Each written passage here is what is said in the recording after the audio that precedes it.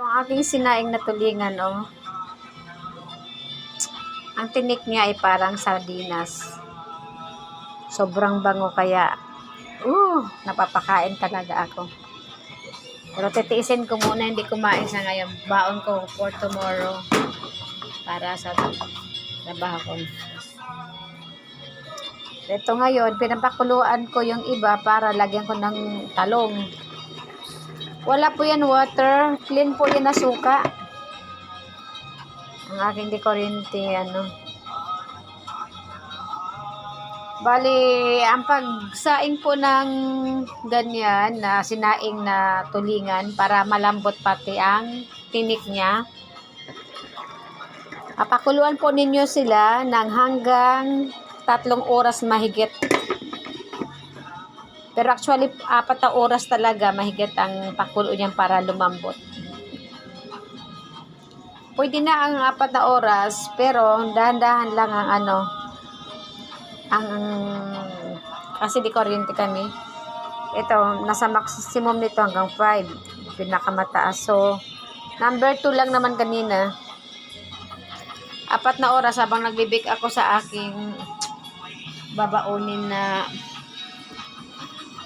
bread.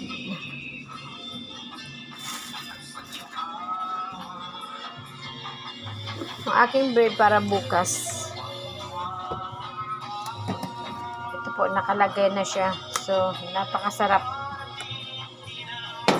Ayan o.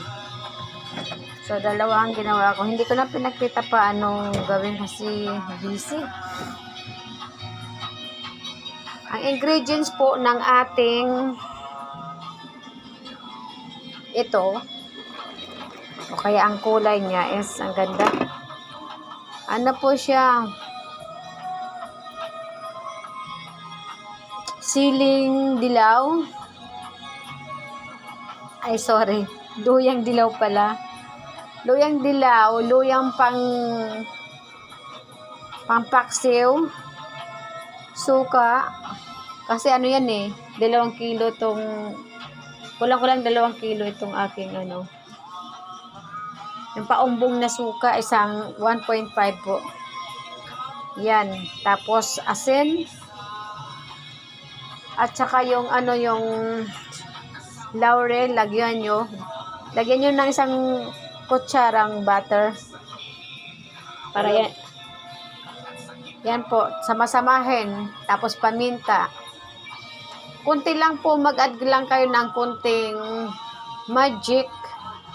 Kunting-kunti lang. Kasi ako as in, kunti lang talaga.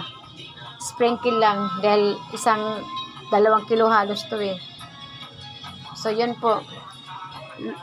Ananay lang po ang apoy. So, lutuin nyo po kung busy po kayo hanggang 3 hours. Pero, ananay lang. Pero ako hanggang 4 hours po talaga yan.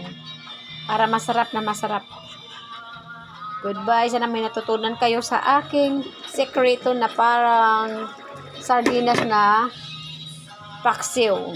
Thank you very much. Goodbye.